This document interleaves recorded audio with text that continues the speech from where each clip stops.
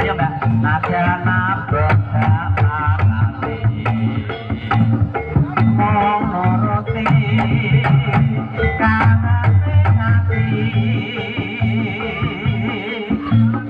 bareng saiki katamu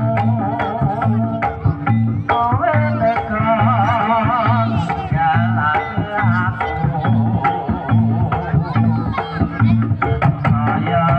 sinar rasaku lontong